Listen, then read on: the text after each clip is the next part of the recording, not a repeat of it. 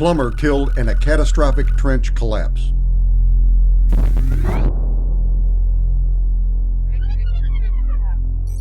Two workers are killed every month in trench collapses in the U.S.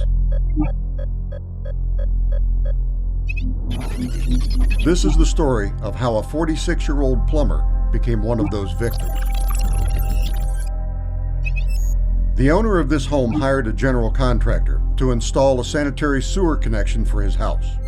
The GC hired an excavation contractor and a plumber to complete the job. None of the contractors, including the GC, had training in excavation safety. The excavation contractor started digging a trench with a backhoe on a Friday. The incident happened on the following Monday. That morning, the excavation contractor continued digging the trench. The trench was approximately 55 feet long, 3 to 8 feet deep, and 30 to 128 inches wide in varied sections. The sewer main was located 7 feet 4 inches below grade. The faces of the trench were vertical. No protection system was installed to prevent trench collapse. The soil was sandy gravel with large cobblestones and boulders. It was type C soil, the least stable. The plumber was seen in the trench directing the excavator once it came close to the location of the sewer main. He was digging with a shovel to expose the sewer main. The excavation company workers were also in the unprotected trench, spotting and digging with different hand tools.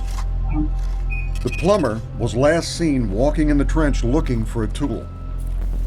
At 12:30, he didn't show up for lunch. By 1 p.m., the workers started looking for him. They noticed that a portion of the trench where the plumber was working had collapsed. They found the plumber trapped in the trench under a large slab of asphalt, rock, and soil. One worker called 911. 3 workers entered the trench to help the plumber. The police and EMS arrived at the scene at 1:08 p.m. Several EMS personnel entered the unprotected trench to free the plumber, but were unable to do so.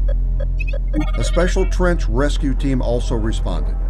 Using a trench box and a system of ropes and pulleys, they began chipping the asphalt slab to free the plumber. At 4:25 p.m., the plumber was lifted from 7 feet below grade. He was pronounced dead at the scene. What went wrong? The trench was not protected. The plumber, his co-workers, and some rescuers all entered the unprotected trench, putting themselves in danger. There was no OSHA-required competent person at the site to assess and eliminate excavation hazards. A competent person is someone who is properly trained, capable of identifying trench hazards, and has authority to eliminate them. None of the contractors on site had excavation safety training.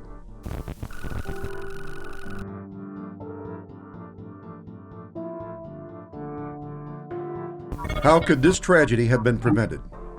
Implement one or more trench protective systems. Sloping or benching trench walls are 2 techniques that provide stability in certain soil types.